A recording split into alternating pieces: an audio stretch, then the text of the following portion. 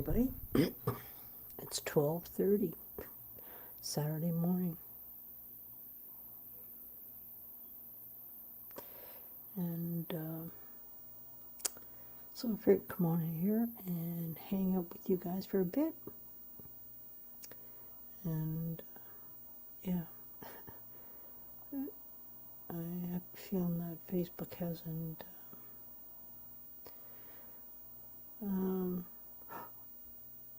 okay, no, sorry, I got excited for a second there, thinking that I did to explain this.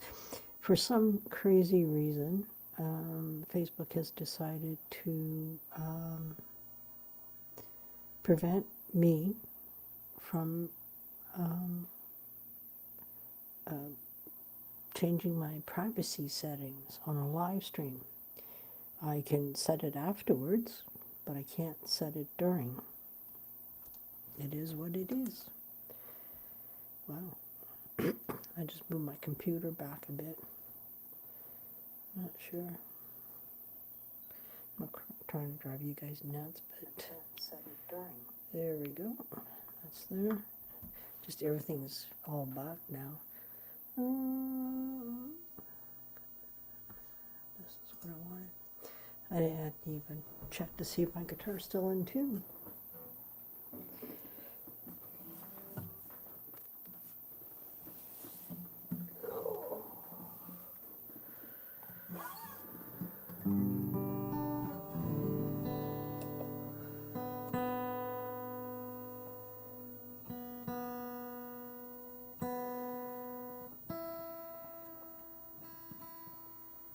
I could have done this before.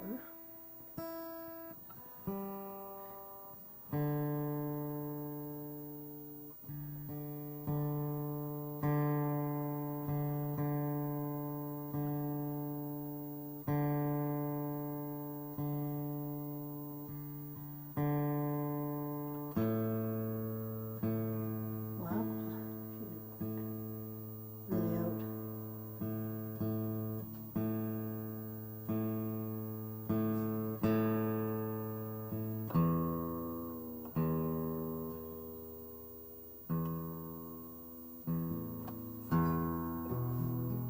Hey, Jen.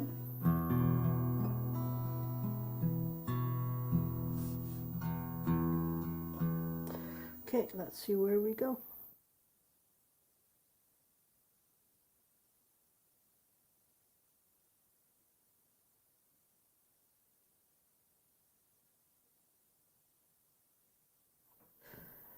I have to chuckle at myself because I bought these wireless set for my guitar, and so they're rechargeable. And forgot I took them out last night to charge. There we go. Start with this.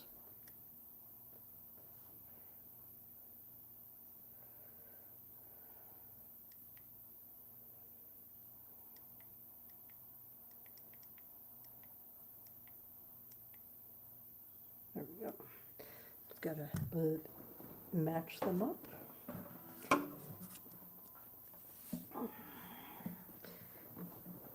Just so everybody knows also that I don't see your messages for about, I don't know, 10, 15 seconds later. It comes up on my feed. And I noticed that after I went offline, somebody on YouTube said, "Can you play one more?" And I didn't see it till afterwards, so my apologies. And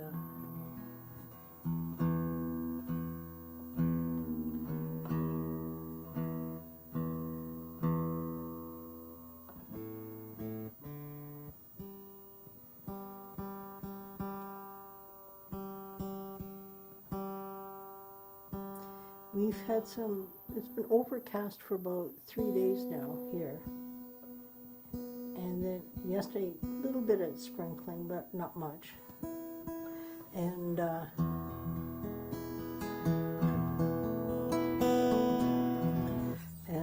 today it's more so. It is what it is.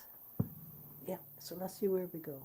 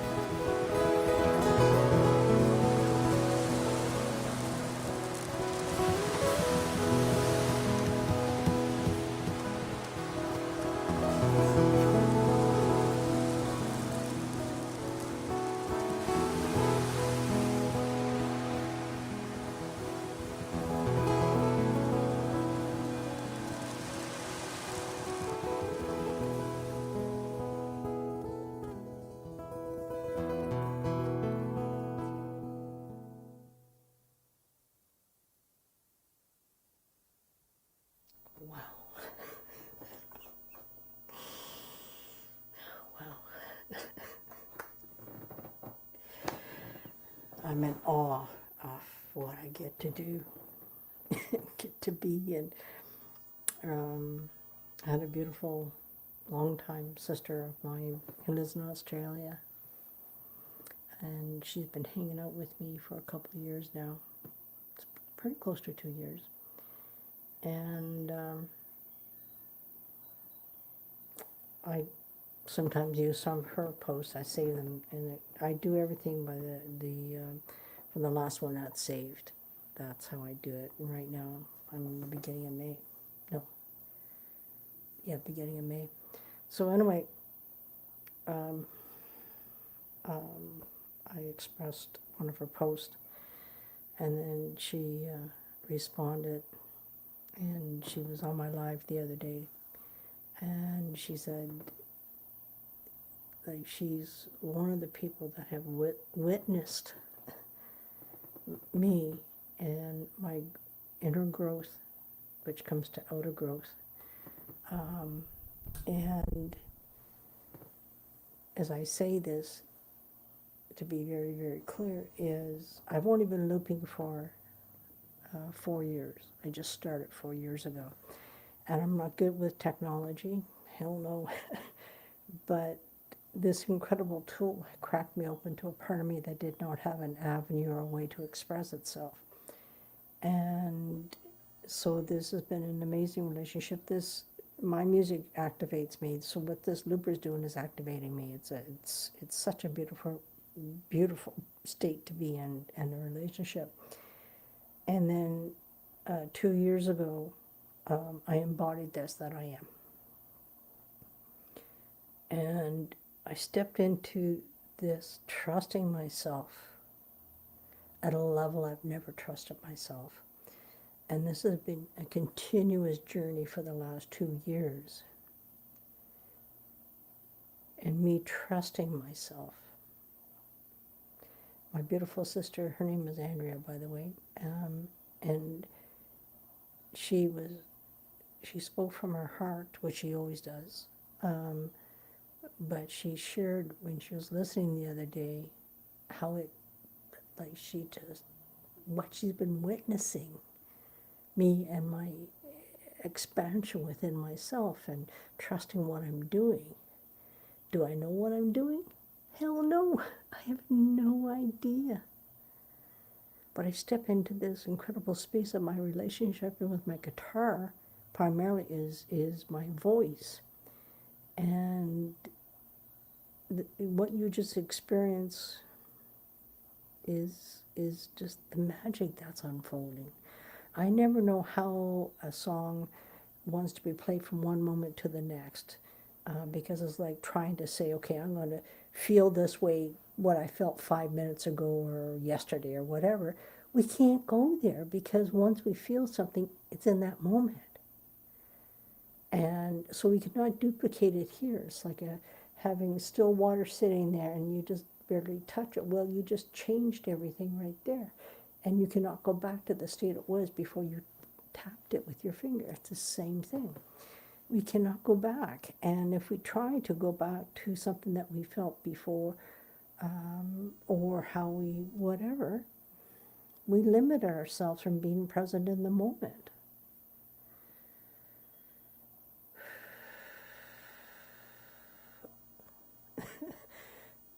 I wish, oh, thank you. Boily? Boyle. You're welcome. And that's where, all I can do is share my own experience, my own evolution, my own unfolding, and what I've come to understand. And my friend, like, I'm on Facebook and YouTube right now, and for whatever reason, my Facebook comments aren't coming up on Restream. So that's why I have my phone down here. And my friend Jen, she said, Spirit knows what it's doing. You are the vessel. How about that? Which is very, very true. And I'm being guided to say this is, and even with me, is I'm very, very careful, very selective in who I allow in and around me.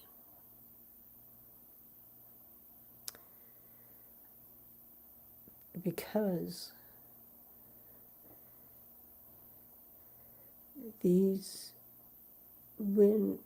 if we're just sort of, because I'm a wide open, right? And my heart's wide open, blah, blah, blah. But it doesn't mean that some people or others are safe to express my true authentic self, right? If they're open to listen and learn, great. Or listen to understand, right? But we already know, and as many times we go back to those same kinds of people and we try and try again, well, what happens is it's almost like a rejection. Why would we put ourselves before somebody else who's going to make us feel that way? Because we struggle within ourselves. And that's where, with me, I'm very careful, but who I really allow in. And I've known this lady here locally because I don't socialize with people. I have a difficult time. Yes, I would like to meet people, but doesn't mean I want to be friends and buddies with you, right? Because that's just not who I am. And she's been going through a really rough time, and I keep in touch with her, and then there's something she needed help with, and she asked. I said, "Yep, come over, give you a hand with whatever it was." We got there, we had the most beautiful exchange, right? Because when you're out in public, it's usually superficial, you could say, right? And she opened up to me, and in turn I opened up to her because it was safe to do so. And she clearly understands that for me to share any part of myself is a privilege, it's not a right. She really honored that. And so I'm learning to filter myself in whom I share myself with, but trusting myself. And if I go to speak and I can feel this resistance from a single person, I will pull back. And that's okay. Because I'm the only one who truly knows how to look after me. If you want to have the opinion that I'm snobbish or whatever, that's an opinion that you have of me, but that doesn't mean it is who I am. And because people project shit onto other people. I had an experience recently, and because I'm highly sensitive, I'm not going to say the word too sensitive, because I'd sooner be this sensitive than not be sensitive towards others at all, put it that way. And I started hanging out with a group of people here in Langley, and there's a group called Senior Pride. So I was hanging out with this group of people, and then what happened was this group, who's connected to the Langley Senior Resource Center, because the Langley Senior Resource Center has been gracious enough to host Pride for the last 2 years, so this is coming up year 3. So they were saying we need committee members, so I stepped into that because I felt safe. Well, to find out there's one person there, which I know goes back to the first time I ever hung out at the Langley Senior Center, or not the center, but Senior Pride. And because I offered to come and do them a small concert. And I got a call from the facilitator who said to me, she's very diplomatic, she knows how to phrase things and all this, and she said, there's a couple people that don't want you to come and share. I said, okay, no big deal. And that's exactly how I felt. And then she went on to share with me about, somebody not liking me and all this. And I said, I really don't care. And And I went on to explain, because if I worry about if somebody likes me or not, they're projecting their stuff onto me, and I will not engage on that. And so going back to this committee, our very first meeting, I said that it'd be really great if we had a sliding scale, because I'm thinking of people on low income, right? And this same person, right, they end up saying these, not the person who told me this, but when this lady, who's one of the co-facilitators, said to me about people not, or a person type thing, not liking me, and a couple people don't want me there. Well, this ends up being the same person who turns around and goes, nope, nope, nope, let's keep it straightforward. They can pay or not. Just blanket it. And I was, I tried to explain it. And this person, I could say, couldn't comprehend that. And then at our third meeting, I knew if I want to share my music at Pride this year, I need to say something. So I said something, and this exact same person says, well, we'll find you a room, we'll put you in there, and if people want to hear you, they can go in there to hear you. Yeah. And my response at that moment was, don't pigeonhole me. Yes, I do meditative. Yes, I do sound baths. But I'm way more than all that. I can do jazz, swing, blues, you name it. And again, this person, right?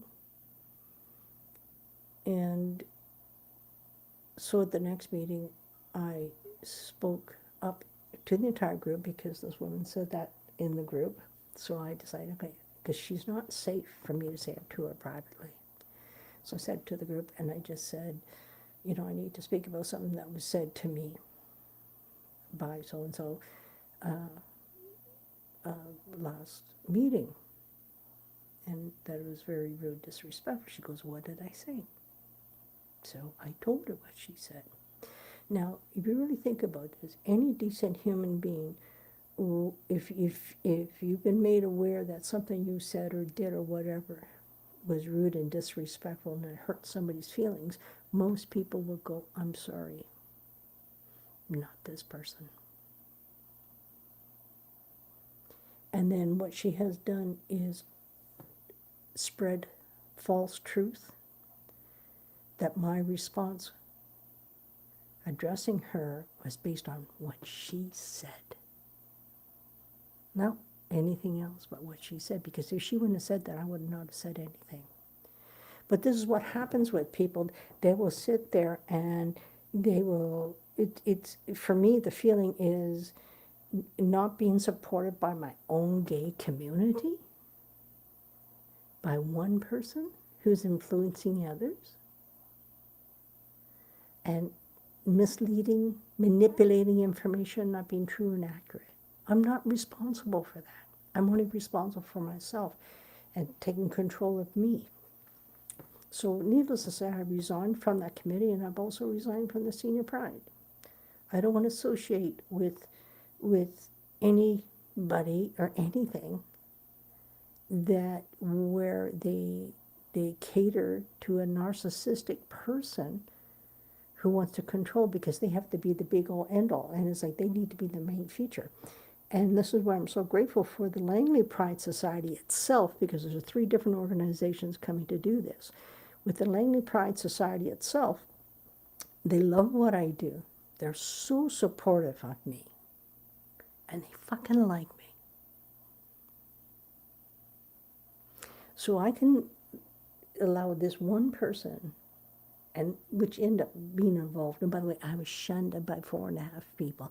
I say the word 4.5 because at least the other person spoke to me. The other ones wouldn't even talk to me. So that's why I say 4.5. And, I'm not responsible for their behavior, but be damned if you're going to be rude and disrespectful of me and you're caught up in a manipulation. This speaks volumes about every single person that's involved. It doesn't speak of me. And sometimes it's hard to step back. But trust when you feel that feeling like I've done nothing wrong, because you're the only one who truly knows what you said, what your motive intention was. Her motive intention was to prevent me from sharing my music in any way, shape, or form, period. She doesn't like me, so I don't care. But when you take that dislike and that hatred and try to prevent somebody from sharing the music on the main stage for Pride, you want to stick me in a room? Like, and this is the thing about people, it just speaks about them. And the long story short is, after many conversations, that I am going to be performing on the main stage at Langley Pride because of the Langley Pride Society. This person tried to prevent it 100%, didn't work. It was already worked out a certain way. She came in and interrupted all that to prevent me from being the opening act for Queer as Funk. Oh, she did everything she could. But am I responsible for her behavior? No, she is. But the one thing is, I will not tolerate it. That's where I'm at these days. And it's always been there, but I've always given everybody the benefit of the doubt. Well, they didn't mean this, or maybe they're having a bad day, blah, blah, blah. There's no excuse for rudeness. There's no tolerance for rudeness and disrespect and disregard from somebody. If you don't like what that person does, that's okay. You don't have to. Then you just don't go to, for example, I'm having a concert on August 23rd. Don't come to my concert. Don't support me that way. But don't allow that to interfere and others experiencing this incredible magical, musical, magical ride I get to go in and be, and I get to bring people onto this ride with me. And that's where, you know, we've always had people try to interfere with us rising. They'll try to bring us down. They'll try to affect us in many, many ways. You have nothing to prove to them, and why sit there and talk to somebody that's incapable and not able to hear what somebody's saying, and let alone take responsibility for their own behavior and conduct? That is a narcissist. Because, you know, as you've been processing this, that when, you know, she is so full of herself. Like she's one type of person. This is the quality of her. I can see the qualities of her. The fact that she gets shit done. Right? She's very productive. But her mannerisms in a volunteer group, right? No. And that's where she had crossed the line. And she had, it's like, there's one gentleman that was actually talking for at least 30 seconds, if not longer. And she barged over top of him, oblivious that he was talking. I tried to stop her. Somebody else did the same thing, including him, tried to say something. And we just sat back and let her do her thing. And then as soon as she was done, I said, okay, Dave, you were talking before you were interrupted. And it was a polite way of letting her know, you interrupted Dave. And most people go, oh shit, I'm so sorry. I wasn't thinking, I wasn't paying attention, whatever. But a narcissist cannot look at themselves and take responsibility and say, I'm sorry. And my whole, and this is what I find quite interesting, I don't know, I'm in a talkative mode today, is that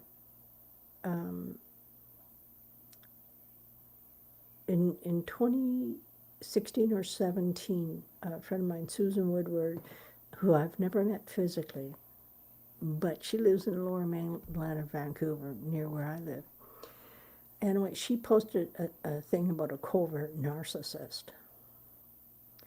So I read that article that she had posted, and the situation was dealing with, which is a landlord that was a narcissist, and what it did, it was like this light bulb went off, like, holy shit, that's what I'm dealing with here. See, I have this thing, if you can name it, you can tame it. So meaning if you understand something, you can tame that. And because in my view, before I read that article, it was like craziness, like what's wrong with these people, right? But by me being able to identify who and what I'm dealing with, it allowed me to shift me in how I dealt with them. They didn't know what hit them. And they're going on and trying to engage, and I went, no, but here's the really cool part, was because of that article and my willingness to go within myself, that I was able to go back into my past relationships, which I've only had 3 main relationships, and all 3 of them were narcissistic people. Then I was able to go back to my family of origin. I was born and raised with that. I knew how to survive, how to cope in that, which was keep your mouth shut. Like, do as I say. That was my mother. My mother was very much a narcissist. My father was to a degree, but not like my mother. She was horrible that way. And so what happens is it was a comfort zone that I have carried and lived through and into this present moment back then. And it was just that realization, because you cannot change a pattern that you're not able to see. If you're able to recognize that pattern, and like in my case, that I was raised by a narcissistic mother that was just, she was awful in my view. Other people, my mother always looked after everybody else, but she never looked after the needs of her own children. Her children came last. And, you know, it's sad. But the thing is when we're able to identify and recognize these parts of our lives and what we've been raised with and how it's affected us and how our choices into our adulthood, that we, you know, I selected narcissistic partners that were not there able to be there emotionally, psychologically, lovingly, none of that, because that's what I was raised with by my mother. And here I was trying to, like, I thought if I changed me, that my partners would love me and not do what they did. And I remember my very first partner, I was teaching Western dancing at the time in Nanaimo, and, you know, I had brought her onto the floor while I was teaching, not knowing what she was doing is causing problems for me that I was oblivious of. And I damn near lost my job because of her. But she already had done the damage, despite me removing her completely. The damage was already done.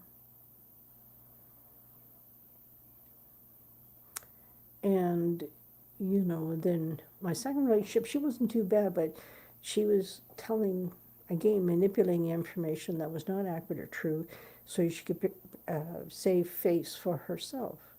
If you don't want to be in a relationship with me, then don't be in a relationship with me. You don't have to make up lies, etc., to justify your behavior. And, you know,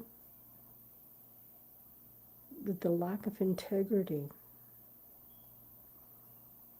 You know, the narcissistic people I've got in my last one, no, she was a nut job and a half, right? It was these parts of ourselves that we seek in others. It's to be seen, heard, loved, cared for.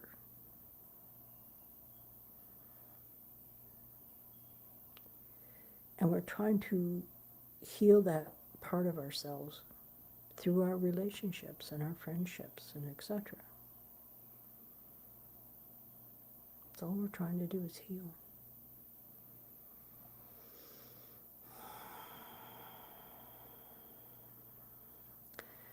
Yeah.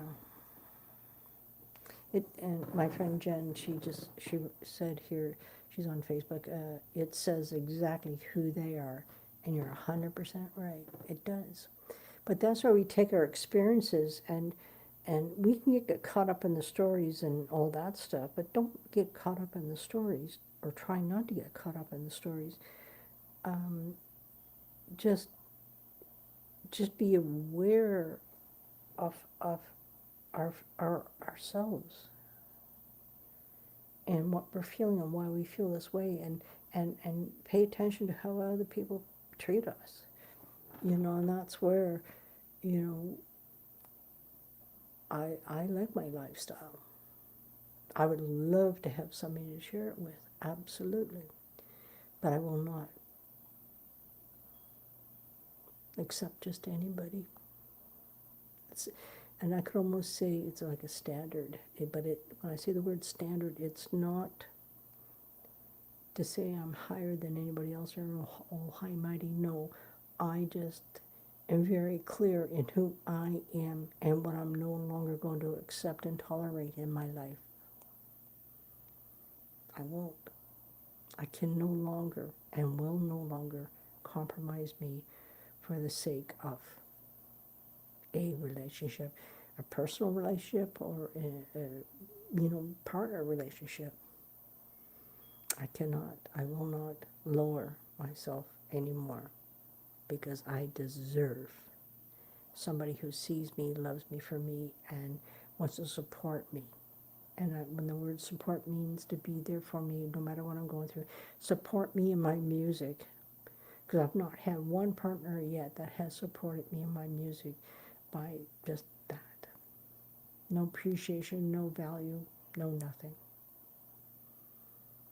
And it's very sad. And those were my choices, and I take full responsibility for those choices. But I also now understand, because I've grown from those experiences. Yeah. I got to learn about myself. And yeah.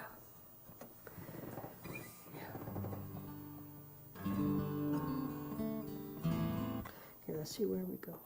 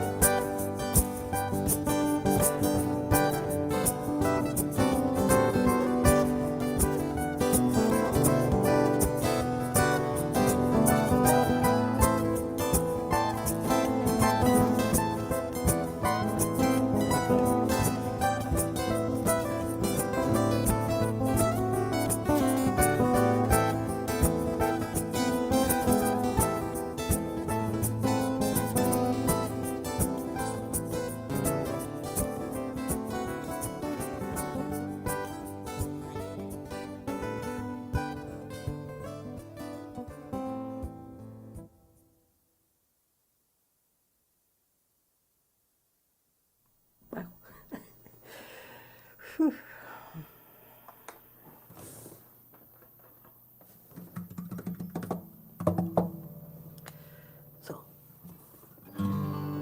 everybody's new to me, welcome to my page. My name is Ernestine Day, and I am the Soulful Guitarist. Yeah, I get to channel some beautiful energies through my guitar. I also host sound baths and do one-on-one sessions as well, using my music that is designated for you specifically. And